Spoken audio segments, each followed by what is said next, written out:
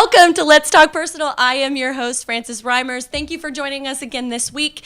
If you'd like to join the conversation, and I really hope that you do, you can do so on Instagram at Let's Talk Personal, and you can also do so on Twitter at LTP Brand Radio. If you'd like to talk personally to me, and many of you do, you can do so on Instagram at Your Firestarter and on Twitter at Your Firestarter, on Instagram at Firestarter CEO. I'm talking fast because, one, I've had a lot of coffee, but two, because we have a super exciting show today, one that I have been waiting for a very long time, partly because I just knew it was going to be so much fun, and it's like when it's Christmas and you want to get up because you know it's going to be great. Having with me today a woman that needs absolutely no introduction in the DC Metro. I do. DC Metro area. If you live in the DMV, you know this voice, you know this face. Sarah Fraser, thank you for joining me. Frances, I'm so honored to be here. This is like an incredible set and show. I'm blown away. Normally we have our curtain behind us, and we do not have the curtain today, but we will next time. We have a lovely curtain. Next time. Well, I wore pink because it offsets with the gray of the curtain. I know you look gorgeous. Thank you. I love the pink on you. No one loves a romper more than me. I know. I love a fan a romper. of the romper too. I love the romper. I have rompers in literally every color. I love them. They're functional. They're flattering. I don't understand why more people are not a fan of the romper. Get in on the romper. Like I could have a romper blog, and just talk. You should. That's actually a great idea. I think I need to talk to Paul about rompers, just exclusively. Oh, Paul Wharton would do a show probably with you in a romper as well. yeah, absolutely. For those who don't know, Paul is her co-host on her wildly successful podcast. If you've not heard it, where do people find it? Hey Frage podcast is on Spotify, iTunes, iHeartRadio, Podomatic, almost any place that Google Play, any place. 500,000 downloads in like the first week. The first 6 months. Okay. So like the first 6 months, we were already at like close to 1 million. That's yeah. awesome. And the podcast is almost 2 years old now. So I do have to say, I've sort of stopped counting. So I don't know where it's at. But anyway, but it was good. I mean, I couldn't believe it. You know what I mean? Because like I can remember the first episode we put out, and someone the next day was like, "Oh my God, you had like 3,500 downloads," Right. and I was like, "What? 3,000 people listened to the first day?" First of all, it sucked. You're like 3,500 people had nothing better to do today. I was like blown away, and then but after that, it's just grown, and it's great. It's great. I listen all the time. I love it. It's because it's good, lighthearted, fun. Like brain candy. Yeah, we try to. I love it. That. That's a great word. It is like brain candy. We try to make it entertaining, a little inspiring. So right. And we'll go into a couple of the topics that have been addressed on the show a little bit later in this show. But sticking with the format of my brain candy, we are watched by people all across the United States, and a lot of people outside the DC metro area don't know the Sarah Fraser story. And you've spent the majority of your career in radio and transitioning into television. Tell the folks at home, listening, watching, a little bit about where you came from and how you got to be so fabulous. Oh, well, okay, no problem. Well, let's see, from Maine to fabulous. Well, I grew up in Maine, very small town. And I mean, I am a person that has had a calling to be in talk forever. I'm sure you can relate. I feel you. But when I was 8 years old, everybody wanted to play house or whatever. And I always would play talk show host. Right. And I would watch Sally Jesse Raphael or Phil Donahue. Those red glasses. She was amazing. She was amazing. I don't know where my parents were. But anyway, I would then make my cousins, they would line up our dolls, and they would have like 10 doll babies from like 6 baby daddies. And I would like talk to them about, I'd be like, so what does it feel like to be a slut? It's just like, we were like 9 years old. I don't even know where I got this. You're like, so how does it feel to be not the father? Shouldn't you have stopped having sex after husband number 4? Anyway, I think my mom has those videos. So I just knew, my parents, I tell my story because I just want people to know. My parents were very hardworking people, but they had nothing, Yes, and they didn't know anybody. Right. When I went to college in Massachusetts to an all-women's school, which was great. It was big diversity for me. It was getting out of the state of Maine. Right. And, all they told me was you just have to do it on your own. You have to do it on your own. Right. You've got to meet people. And so hustling was in my blood from a very young age. Right. And I tell people this too all the time. I don't take a lot of people's advice when it comes to getting into the entertainment business because everybody gets in this business in a different way. There's no one right way. People would say to me, okay, well, because I was like, I'm thinking about moving to DC, and people would say, well, you're never going to work in DC in a media market out of college. It's never going to happen. You've got to move to, Oklahoma. And I'd be like, screw that. Like, I'm not doing that, So I came here, and I actually, ironically enough, through a friend of a friend, because I would always ask people and go out at night and network, and they'd be like, oh, hey, my friend works at Fox or whatever. Right. So I went to Fox 5, and this was when I was still in college, and I talked to a reporter there named Michael Gargiulo, who's now in New York City. Right. And I said to Michael, can I buy you a cup of coffee? I'd love to know how I get in this business. Right. And he said to me, well, do you want to have a personality or do you want to be a reporter? Because he said, if you come to Fox, they're going to put you on a murder beat, and no one's ever going to know who Sarah Fraser is. Right. And he said, if you want personality, go to radio. And so I made a list of every single radio station in DC and company, and I would just go around and knock on doors, and I'd be like, hey, are you hiring?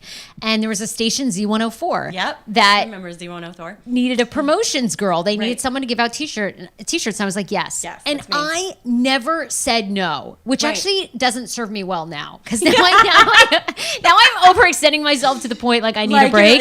Yes. So I'm trying to find balance. I feel you. But at the time, I would say yes to everything. Right. Every promotion. And I would ask everyone, how do I get on air? How do I get on air? Yes. And so I did that. And then I got hired and fired from a couple of radio jobs in between. I had been fired from a classic rock radio station. And a girlfriend of mine called and she said, there's a radio guy that's come into town, this guy named Kane, and he's starting on a top 40 radio station here called Hot 99.5. You've got to get an audition. So I sent my demo tape to the programmer at the time, and nobody would call me back. And so I said to my girlfriend, I'm coming over. I'm going to take you out to lunch, and I'm going to sit outside of the program director's office until he comes back. So he puts a face to a name. Right. And I did that, and Jeff Capucci was the program director, and he asked me a couple questions. He said, can you come back in 2 weeks for an audition? And I was there for 6 years. And 99.5 gave me my name. That station went, once we were all together, Kane, and there was a guy, Sammy and Eric, and, that station then went to number one. Yes. And, for a period of time in Washington, there wasn't a person who didn't listen to that morning show. No. I mean, we had like David Gregory from NBC listen and then call one time. And we were like, is this David Gregory? And then he hung up. I was like, David Gregory listens to this? This is amazing. I will tell you, when I moved to DC 15 years ago, when I came to town, it was Kane in the morning all the time. Yeah. And it was, you feel like you kind of grow up with these characters and these people. It becomes part of your daily lexicon in a way that television just can't. Radio still permeates in a way that television still has not been able to. And I don't think it will. I don't know that radio, where the state of radio will be in 5 years, 10 years. Right. But the format of talk, I think is stronger than ever. Yes. With NPR, with podcasting, with what, you're doing. Yeah. Yes. People love to hear voice. They love to hear. And I think, with social media, and we'll get into that here in a second, I think social media is slightly making us less connected as a society. And I think podcasts and radio and these and stations like this help reconnect us as human beings, because you're seeing a face, you're seeing a voice, you're hearing a story. Right. And from a branding perspective, I feel that radio and stations like this provide that brand narrative that people need in order to connect. Absolutely. This show feeds into my social media, which feeds into this show, and it's one gigantic circular story. Yeah. And for you, you've mastered that. You've gone from radio to in-person to podcast to radio to TV to in-person. You keep that cycle going, and part of it is because of your brand. So you've built a very solid, very steady brand. Talk to the people at home who may not know a little bit. I am well versed in your brand. Talk to the people at home and tell them a little bit about what your elevator pitch is, the Sarah Fraser elevator pitch. Well, I think it's just, it's really about women. It's about authenticity. And it's about, I always like to say I'm a little Howard Stern meets Oprah, because I would say that. Yeah. What used to drive me nuts, and it still drives me nuts Right. about traditional media, is they would always be like, they'd always cast you to play Yes. one role. Yes. You know, they'd always Yes. be like, well, you know, you're a country show. You just talk about country. Right. You know, you're this show. And I'm like, no, you know, when you and I are having conversations, Yeah. one, we're talking about guys and Yes. who we've had sex with, or we forgot their names or whatever. And then the next minute we're talking about like, hey, how do you feel about Right. immigration? Like, Right. oh my God, my neighbor is, you know, Exactly. that's like what it's about. And Yes. so when I tell people I am Howard Stern meets Oprah, like I Right. go, today we were talking about like, our intern Right. lives with her mom and her boyfriend lives with them, and the intern's mom is like going blind. So we were talking about all the ways they could have sex, and like the mom just won't even know. Like she's like watching them, but she doesn't even know. Like we're talking about that, and then we're talking about DACA. Like Right. that's what people want to hear. Well, that's real life. real. That's life. real life. Most Real life. conversations are not linear and perfectly politically correct. At least not the conversations I have with people in my life. They are anything but. And so I think, shouldn't art reflect life? Yes. And shouldn't people feel like they're watching people that they know and that they can connect with? Yeah. Who wants a cyborg? Exactly. Like, I don't want a cyborg. And look, I always say, you know, I don't really care anymore because I've been in this business a long time. So I've read Right. and seen, and people have Right. said things to my face or whatever. So I don't Right. care anymore what people's Right. opinion of me Right. is. But I really hope that I always want people to come to my website to hear me that I'm authentic. Right. Because I can't stand phoniness, and I hate meeting your idol in real life to find out they're a real asshole. Or can we Right. swear on this? Yes. Okay, they're Yes. real asshole. All day, every day. So I hope people say a lot of shit about me, but they Right. always say I'm authentic. Right. I think one of the biggest compliments, you know, especially for someone like myself who I have to live my brand. I'm a brand creator. I have to be a Right. brand. I think the biggest compliment that I receive when I meet people for the first time is they're like, "Oh my God, you're exactly the person that I see on Instagram. You're exactly the person I see in the videos." And it's like, yeah, because that's me. That's my living room that everything gets taped in. These are my friends, my clients, my life. Like, there's nothing contrived here. I don't Photoshop my pictures. I don't, you know. That's awesome because that's a real basically person. what everyone else does. Yes. Yes. So, Like, yeah. I don't Photoshop a single picture. This is what I look like. I'm 37.8 years old. I have wrinkles. I don't look fly all the time. Like, no one wants to meet somebody that is not real. And I think the key to your longevity, especially in this town, is, I mean, you've been through some shit. I mean, there's been some highs and some lows and some ugly stuff. And I think the reason that your brand has continually been able to elongate is, one, because you hustle like crazy, and two, because you're yourself. Yeah. You know, nothing will ever come out that about you that people are like, what? That's not. I know. what? There's like, no, I reveal it all. Yeah. So I mean, for real. but you know, there's a strategy to that too. I feel like Absolutely. you know, I don't know why people don't own their stuff. You know, there's I don't know. nobody that's going to go through life without making mistakes. Without, I don't know, maybe you tried drugs and you regret it, and now you're like a politician and you want to hide it. It's like, but it's always going to come out. So Right. just tell it before someone else can. And in the day and age that we live in, and we'll get to social media here right after the break, in the world that we live in now, you can't hide anything. Anything. It doesn't matter if it happened back in 1972 or it happened 72 seconds ago. Your shit is going to rise to the surface. So you might as well be prepared to own it Right. and have a response to it.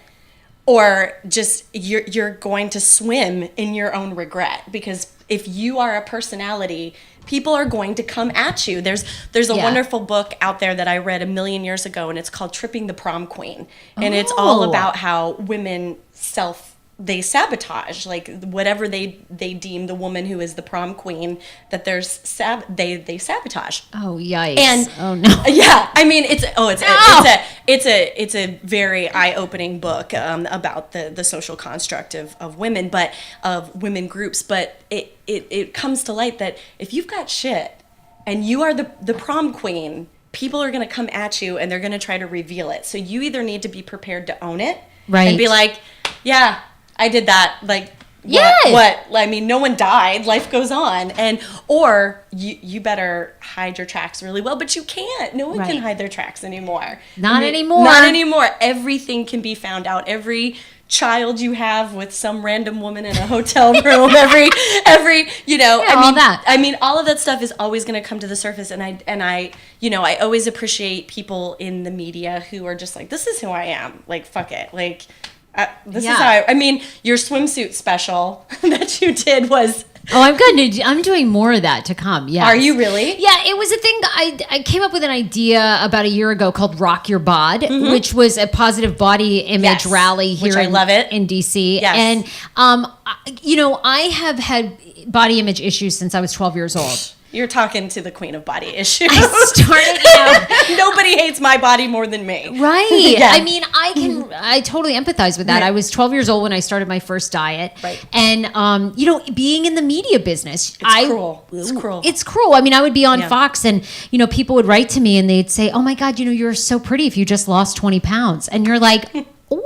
I mean, that would just get in your head. Yeah. And I can remember I was in a stressful job and I was gaining weight and still on TV. And I think one of the last comments that did it too was someone had seen me and I was wearing like a belt or whatever. And they were like, I think someone tweeted me and they were like, hey, Santa, Christmas is like 4 months away. And I was like, wow. Oh so that's it for me. And Yeah. so I realized like, I have to get out of this diet mentality. Yeah. And I found a mindful eating therapist who really teaches you about self-love and that essentially all of our bodies, the belief behind mindful eating is all of our bodies have a natural body weight. Yes. And if you truly are in tune with Yes. your body, you'll Yes. just always be at that weight. Yes. So after I did that and I'd lost the 30 pounds naturally and Right. kept it off, I'd never worn a bikini in public. Ever. Right. So I thought, you know what? If I'm going to do this, I'm going to do this like on the radio, on TV, and down at a rally, and people can Just join own me. it. Yeah. Just own it. People, it's funny. That's actually of all the things I've done, that is the thing that people now come up to me all the time, and they're like, "Hey, that was really cool." Yeah. And you're like, you think about it, you're like, all I did was wear my bikini Bikini. out In public. in the street in public, and people lose their minds Yes. over that. Yes. Because we Yes. are just taught to hate ourselves from the start. Well, here's something that and an extra layer to that is a woman is out in public with her body. Like, I find it a very interesting dichotomy as we as a society, we're totally okay with women being sexualized and being naked. But if a woman shows her skin or shows part of herself to be in a position of empowerment, people lose their damn minds. Right. And I'm like, well, that goes to tell you kind of like the general thought process of our puritanical society. There you go, America. You're welcome. Yeah. But that's another reason I'm sure that people were just like, she did that? That's so amazing. Because women are not supposed to show themselves unless it's in a sexualized way. Yeah, and I think they're not supposed to show themselves not looking or attempting to look perfect. Right. I just sort of like was like, look, here it is. I mean, I'd like take my shirt off right now. Like, my body is a body that looks like it's already given birth, and I do not have kids. Like, that's just not, like, but I don't care anymore. Oh like, I'm healthy. I'm happy. Like, Right. my body, my body is taking care of itself. Like, Right. that's all I care about. So I'm just like, I just put it out there and I'm like, people, this is what it is. Right. Like, yeah, Right. you can't really see my belly button because it folds over. I can't, whatever. I have texted my best girlfriend so many times being like, God, I wish I was pregnant so I had an excuse for how I look. Like, that text has gone out many a time. What you realize too is when you get out in life and you Yeah. interact with people is we have like beautiful, perfect Normal bodies that bodies. are what normal people Right. look like. They don't look like magazines, but No. for a long time, like when you're growing up, you're like, no, that's achievable. And Yeah. it's never not. achievable because it's not real. No, it's not. I mean, there are those few like freaks of Sure. nature that you're like, are you really? Are you kidding? And it's always those like American gypsy chicks on TLC. I'm like, how do you have those big boobs and that flat stomach and you grew up like, what? How? Like, this is a disservice to the gene pool entirely. Like, who are you? But no, most of these body types are not achievable, but social media is part of the blame for how we totally. perceive ourselves. So I want to transition. Fuck it. We're not going to a break. We're just going right on through. Okay, you're good. So Sorry, no break. Yeah, no break. Just pee in your pants. You utilize social media to probably the nth degree and beyond. What have you ever felt that you're overexposed? Do you feel like you're just out there too much and you've had to dial it back? Or have you felt like, whatever, I'm out there, this is how you grow and this is what you got to do? You know what? It's so funny. I'm actually just struggling with that now because I am in a relationship with a guy who I've been with for 4 years, who I love and adore, who is so private. Yes. And I really don't care. I would tell you everything and anything because I find it a compliment. Like if people then go on to a blog or they're talking, I'm like, great. I mean, I got through the clutter. I always love, like, Joan Rivers is one of my idols. And like Joan would always, in her documentary, she'd take out her calendar and she'd be like, the nightmare for me is when I don't have a book, a gig booked every day of the week. And to me, it's like, if people aren't talking about you every single day, then you're doing something wrong. Right. You're not doing your job right. So I don't think I'm overexposed, but I do think I'm trying to find a balance of how do I keep my partner happy and feeling safe and feeling good in a relationship, and yet in a little bit feeding the beast of like, because people are like, hey, you reveal about yourself. So how do you find that balance? So I purposely don't talk about any relationships. Oh, you're good. On social media. So when people look at my feed, they have no idea, is that person a client? Is that person a friend? Is that person, just a guy that ran up to her on the street? And I do that on purpose, one, to protect the identity of the person that I'm dating, because I don't want crazies going up to, my partner and being like, saying things to them or whatever the case may be. And that does happen. I tell this to my athlete clients all the time. I'm like, if you love a girl, then keep her off your social, because crazy bitches will go after her and drive comments towards her. So, but I'm curious, do you think that really works? Like, do you think it works? Because I feel like in the end, sometimes like the athlete or the person that really just puts it out there and proclaims their love, and they're like, no, we are just like, the ride or die. In social media, the people who proclaim the most about their love and devotion and commitment to family are the biggest cheaters every time. Every time.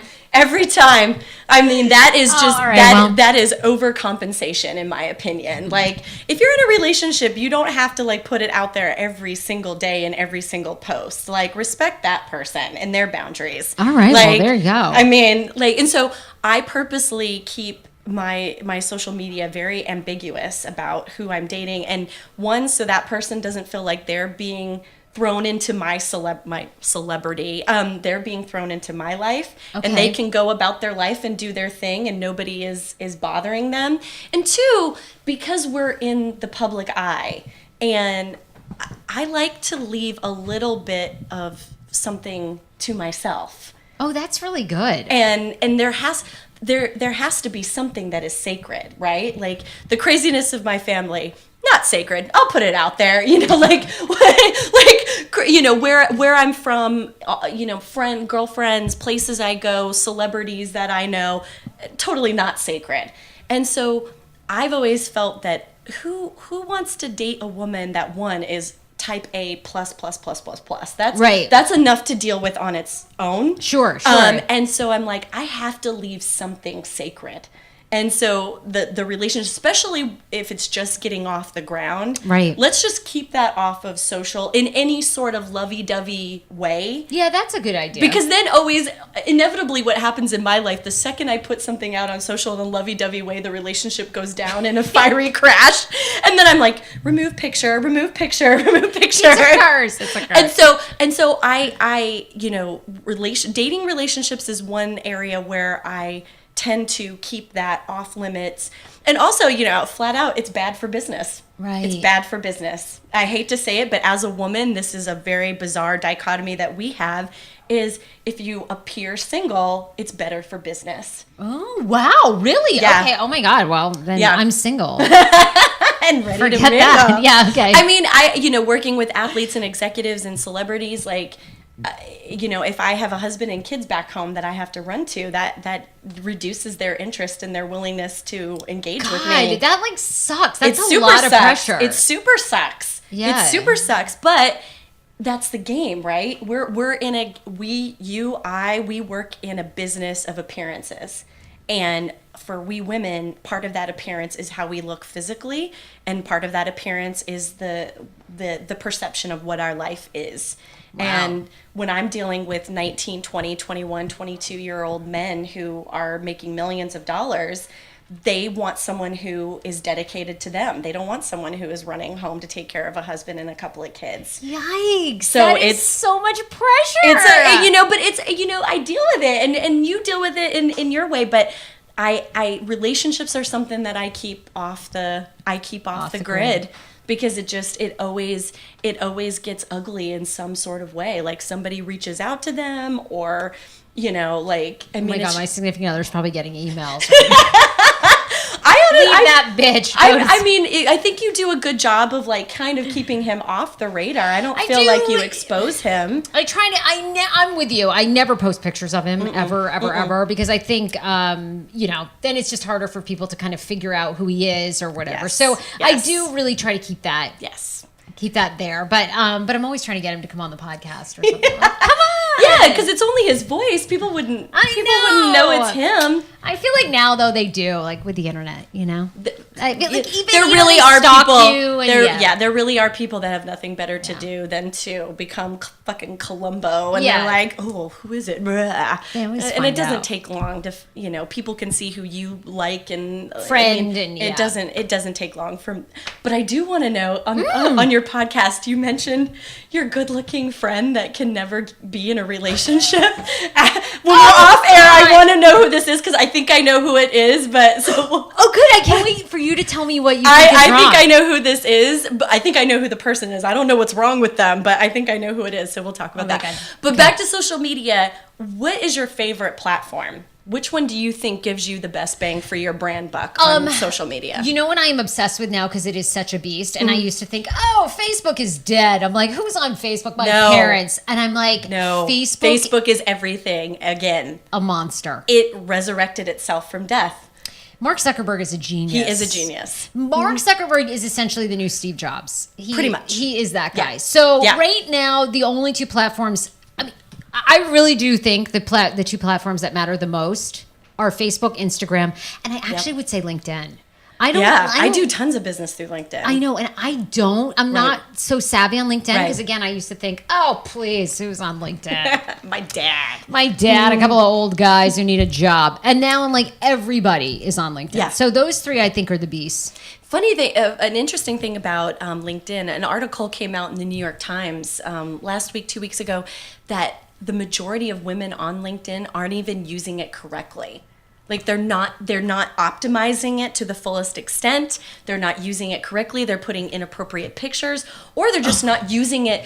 Oh yeah, they're. I don't know who this woman is. She is a television reporter somewhere in the Midwest. Oh, I gotta look up that article. But she is all like plastic surgeryed up, and she posts on LinkedIn all the time and inappropriate stuff. Like I think she thinks LinkedIn is Facebook. I don't know if she understands the difference in the platforms, but she puts the most inappropriate stuff on LinkedIn all the time. And I love to read the comments because every woman is like, "This is not Facebook, honey." It's so funny. It's so funny. But yeah, LinkedIn is huge. Yeah, it's LinkedIn huge. is far better than people give it credit for. It's my favorite stalking tool, quite frankly. Agreed. It's amazing. And people are taking it a little too far. They're using it as a dating platform, which we've talked about on this show many times. I've gotten like date requests. I've gotten dick pics. Oh, on LinkedIn. Yes. Yes. Have you been airdropped the dick pic yet? Have you heard that? No, what is that? I heard about this on your show. Please share. Apparently, people now are airdropping. So they'll have a dick pic and they're going to like send it to, maybe they're going to airdrop it to like a hot chick that they see next to them on the metro or the subway. And then all of a sudden you get this like dick pic. You're like, okay.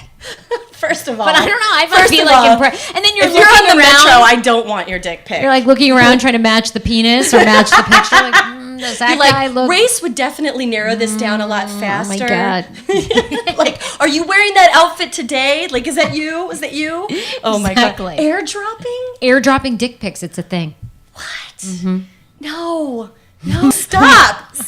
No, I completely agree with you. Facebook is coming back from the dead. Instagram is life to me. I live and breathe for Instagram. Like, to me, I think it is one of the best platforms out there because one, we have no attention span as a society anymore, and now it's just a picture and you like it. That's the only action required, and you move on about your life, and that's why people love it so much. I'm obsessed with Instagram. I am too. I'm with you. I love social media. I think it's amazing. Yeah, the love of social media, do you ever feel like we as a society are becoming too dependent on it? I don't. I really either. don't. I don't either. I think that's like a made up story to keep us keep balance. The discussion going of like, oh, is this right? Is this wrong? Right. I mean, I think about this. It's like, back in the day, I'm sure there were people that were like, oh, I'm not driving a car. Right. Okay, bring back the horse and fucking carriage. That's the way it should be. It's like, and then once you get in the car and you have heat and air conditioning, does anyone want to bring back a horse? No. I mean, what did we do when we didn't have cell phones? Does anyone want to go back to 1982 when, you couldn't even figure out like where your mom was or what time she'd be there for lunch? No, fuck that. Like, I love being able to text. I love instant gratification. Yes, I think it's amazing. It is. What I love about what you're doing, what I'm doing, social media is, it used to be in the old days that old media, radio, TV or whatever, they were the gatekeepers. Yes. They really decided who was going to be let in, who was not, who was going to be promoted. Right. And now all that is going away. Yes. And people like yourself and, myself, we're creating shows and talent is just going to rise. Yeah. And it's like an open playing field the way it should be. So I love it. And with what's your opinion on as all of this talent is rising? And I mean, I actually had this conversation with a reporter just earlier today. Like everybody and their mom now has a podcast. Everybody is putting themselves out there. It's the new blog. Right. It's the new blog. It is the new blog. So how do we discern the real talent? Where do you think the bar is going to be at that we discern the real talent, the good from the bad? Well, to me, like people say that to me all the time, like, oh, podcasting, it's the new blog. Okay, awesome. That was hot 6 or 7 years ago. But I think, you have you Drudge Report. You have all these guys and women that end up. It's about like who can stay in the race the longest, really. Right. Most people that start a podcast, they're not going to be consistent with it, so they'll never grow an audience. Right. They're going to do it for a year. They're going to find out, what, the money isn't coming in like I thought it would. The listeners aren't coming in like I thought it would. I thought I had this brilliant idea. Right. And it's then not they're going to drop out. Right. So I never worry about it because most people treat things like a hobby, but expect it to reward them. Yes. Like a princess. And it's like, it's not going to happen. And that's really interesting because the content of the show, and I've had this conversation with many people who have podcasts. The content of the show, I don't care how great your social media is. If the content of the show is not good, you're not gonna last. Like, absolutely. I can Facebook and tweet and Instagram until the fucking cows come home. If the content of the show itself is lame, you're done. Yeah, and absolutely. you have to constantly be thinking about how to raise the bar. Unless you are, a Joe Rogan or somebody that had an immense audience prior to having that podcast. If your content is not fresh, if your content is not solid, and this because you've made such an evolution to different. I mean, we'll get to Fox 5, your notes on your dating stuff on Fox 5 in a second, but if you are not keeping it fresh, if you are not evolving with the times, if whatever's going on in popular culture, you're dead in the water. Oh, totally. You have to reinvent now all the time. And all the time. I don't know if you watched, I'm obsessed with a documentary. Did you watch the Jimmy Iovine, Dr. Dre? I am literally tweeting back and forth with the producer. I'm like, I love you. I will have your children. Like, just make another one of these documentaries. I think so many people watch that documentary and either quit their day job or were like, oh my God, I'm going to hustle harder. But there's so many takeaways from that. But one, I thought that Dr. Dre said is like, you have to hustle hard to get to maybe just like what Dre was in the 90s. But then when you become Dre, Beats by Dre, you have to hustle three times harder to stay there. And, and I think it's great. People, I think, like Dr. Dre and Jimmy Iovine have done amazing careers, and I think they can obviously slow down or stop when they want. But they because won't. You've proven it. Right. But yeah, I think people always, and that, and that's why you have to follow your passion. Because if you don't love it, you're not going to stick with it. No. And what a lot of people don't realize is that if your heart is not in it, it will show through the camera. It will show through the microphone. If you're phoning it in, people know. people absolutely know. You're not fooling anybody. And so you have to keep it fresh. You have to evolve. And, you know, it's one thing, and you know this because you're moving along, but it's one thing to keep keep pandering to the base. Right. It's, you know, like, I hate to say it, it's like, fuck the base. Like, right. If they're going to stick with you, they're going to stick with you. You have to keep pandering to the next audience. Right. You have to find that new honeypot. Yep. Like, it's great. We love you, and it's great that you love us. Okay, we're moving on. We're rolling on. And that's a tough thing that a lot of people don't understand, is that we live in a world now where people are like, they have infinite choice. Oh, so much. It is Infinite choice. It's a lot. And if you are not evolving, you are dying. You are literally dying right there on the vine. Yeah. And a lot of people don't get that. They want to keep doing the same show over and over. And they're like, why aren't we getting any results? Well, the definition of insanity is doing the same thing over and over again and expecting a different result. You know? Yeah. I'm sure that's the hardest part about your job.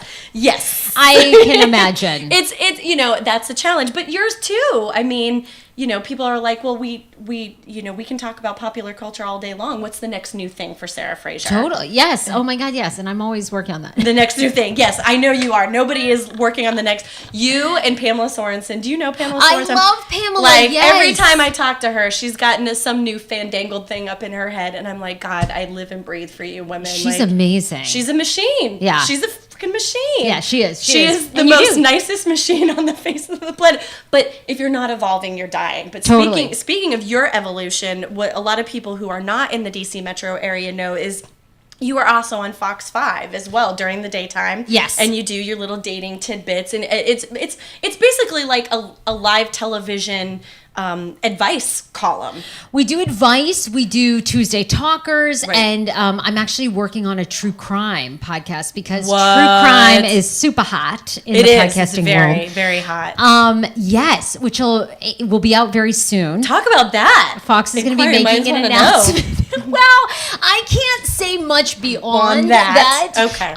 But I am, you know, what I do love about Fox 5, and Fox 5 right now has been celebrating a lot of number ones Yes, all they across have. the board. Yes. And the management there is just really innovative, and they're Yes. basically saying, let's try things. Right. They're willing to stretch themselves. Let's try Yeah. stuff we've never tried. And, Yes. you know, we did I did a podcast with Fox about a Yes. year ago called I Still Have a Key Card. Yes. And interviewed some of the very well-known Tony Perkins, Yes. who you know, Yes. Holly Morris, some of the great talent that is They there. have there, right. And let them peel the curtain back and talk about themselves and talk about their careers. Right, right. And their highs and lows. And Yes. people loved it. And then we all kind of got together and we said, what's the next big thing? Yeah. And we said, you know, it really is true crime. And Yes. let's take a local true crime story that, you know, has a lot of mystery around it, has a lot of question around it, and let's do that. So that will be coming out soon. Well, in this town, it has no shortage of crimes know. that have a lot, There's- are shrouded very- in mystery in this town. very. There's a lot. There's, you know, it's so funny. Like, DC is the squeakiest, cleanest town on the surface, but below the surface, it is dirty, dirty, dirty. Yeah. There's a lot that goes down on the streets in DC that people don't know about. So I'm super excited for that. So true. It's like it's also like we talked about. Right. It's just such fake appearances. Oh, you know. Jeremy and I were talking before the show. I was like, you should always be afraid of somebody that can buy their own justice. Ooh. And this is a town where a lot of people can buy their own justice, which is Wow. why I never allow myself to be alone in a room with somebody that can buy their own justice. Oh. Because Good advice. I need to hang out with Frances more. She knows all the people. I mean, Oh my like Lord. you just always, when it comes down to a he said she said, make sure that you have more money in the legal department. Is all I'm saying. This is coming from I'm your never friendly leaving publicist. my house after this interview. This is just coming from your friendly publicist of not wanting to have to fix something. Always make sure that there's a third party. Good advice. Never be alone. But so DC is Shady McShaderson when it comes to people in this town and what goes on. And I know a few like dirties in this town. That's the show we need. Yes. Oh yeah. I mean, we Don't sue us, but we could just do anonymous. Our careers will be over, but yeah, yeah. pretty much, and death threats and Yeah. bomb threats at our home. But whatever, it would make for great television, especially DC. But the other half of what you do on TV is talking about advice, and some of it is, and on your podcast too, you talk about dating and relationship advice, which I always love, because when you come on every day, I'm actually at the gym. And so I'm laughing out loud, and people don't know what I'm laughing at, but I'm watching what you guys are doing on Fox.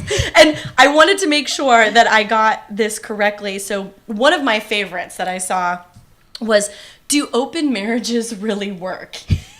Well, how did that come out? It actually came out because for my podcast, I interviewed a couple in New York that all they do is counsel people on how to have an open relationship and how to make it work. And they have had an open relationship themselves for years.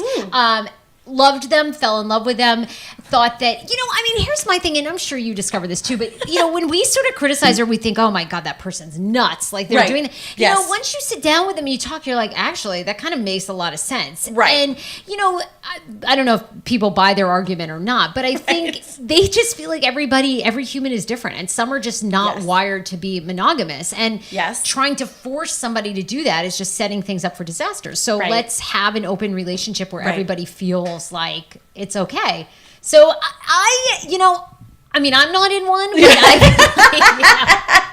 I joke with my boyfriend all the time. I'm like, let's try it, And what is his response to that? Absolutely not. No, I definitely am not a believer in open marriages. I just you don't think so? Don't think I don't think so.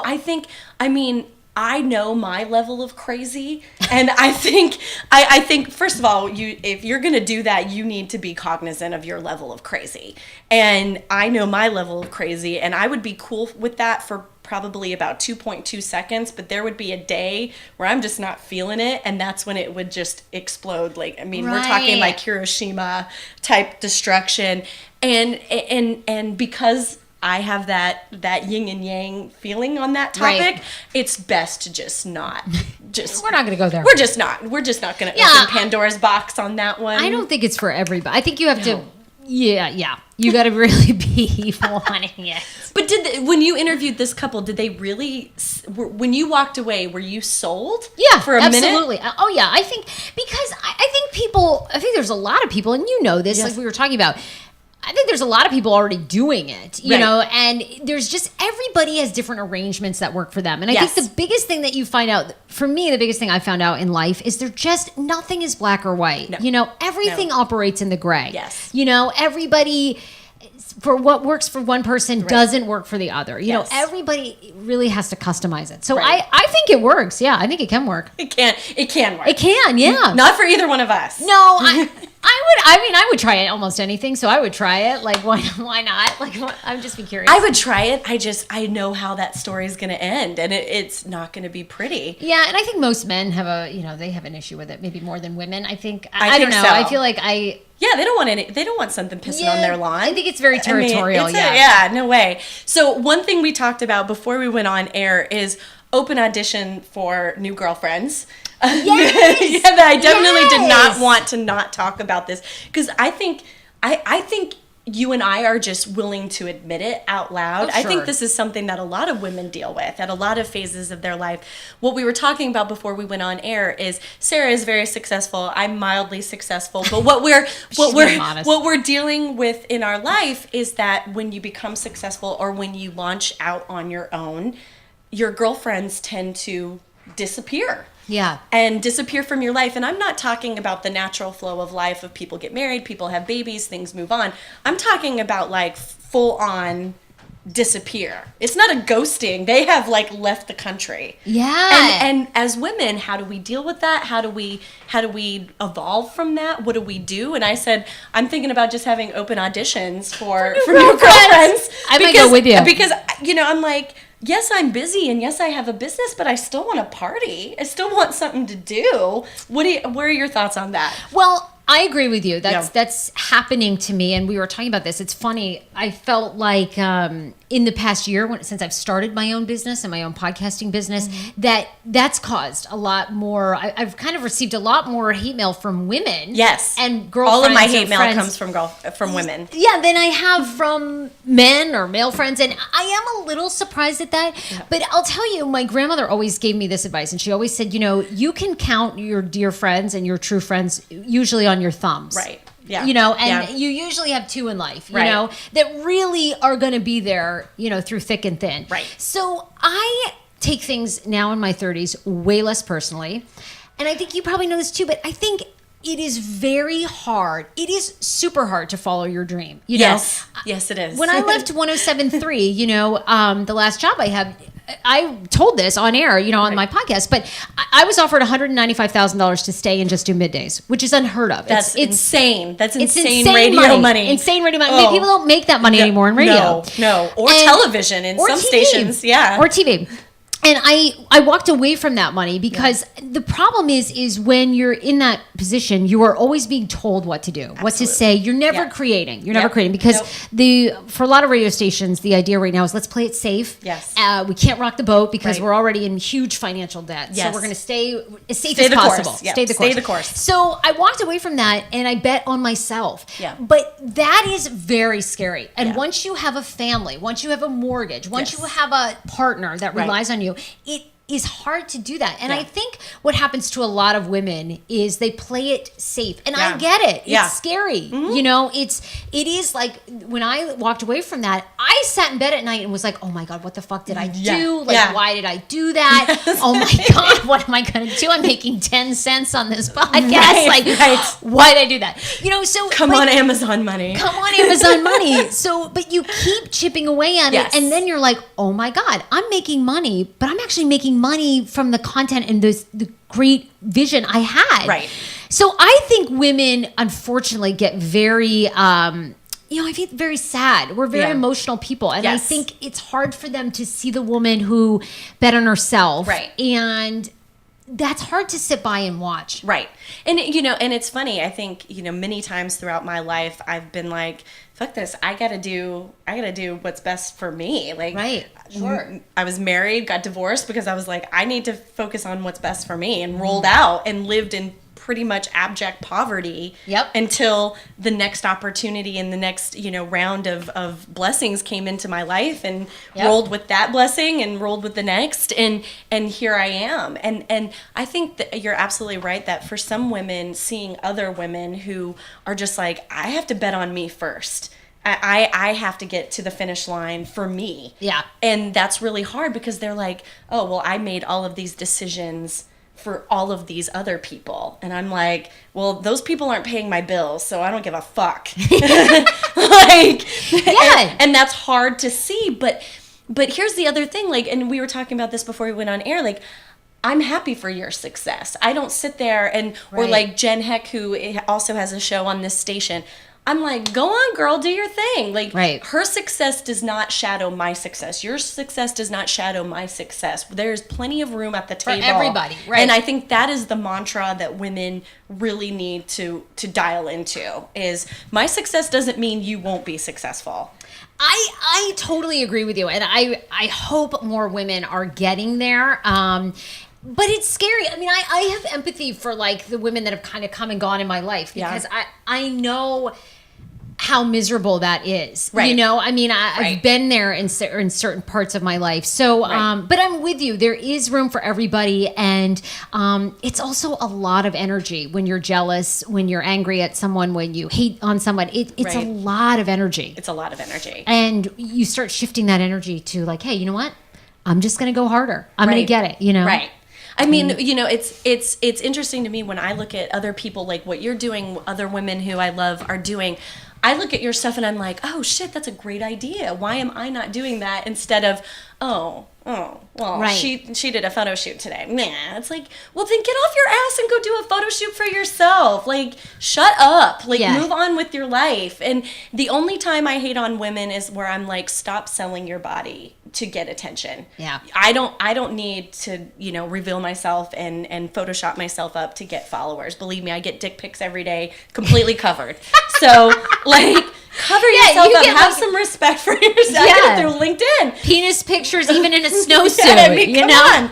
And that's the only thing I hate on women, where I'm like, girl, you're better than that. Like, you're better than that. Like, put your clothes on. You don't need to show your ass to get Instagram likes. Like, be better. Do better with yourself. Yeah, That's get the creative. only time I hate on women is when I feel like they're selling themselves. I think that's great. I mean, it's rough. We have successfully blasted through 50 minutes. I can't believe it went by so fast. And I Okay. mean, yeah, I told you before we I went on know. there. I was like, this is gonna be a nonstop. I know, it's crazy. It's like- talky. Well, we will continue this on another time, another Bat channel, because I think there's more content Oh my God, that so we much can more. absolutely cover. For those of you out there, thank you for hanging in there with us. If you were Yes. sending in questions, sorry, we missed you. Tune in next week where I will have on sports agent Stephen Anthony, who will be talking about brand from a sports agent perspective and from a player's perspective. So that will be a whole lot of fun. But in the meantime, if you'd like to connect with us, you can do so on Twitter at LTB Brand Radio and on Instagram at Let's Talk Personal. If you'd like to talk to me, you can do so on Instagram at Your Firestarter. Oh no, Firestarter CEO, and on Twitter, Your Firestarter. I have too many. I know, isn't it It's so too many? and I I know. bought my URL too late, so it was like it's all fucking cattywampus.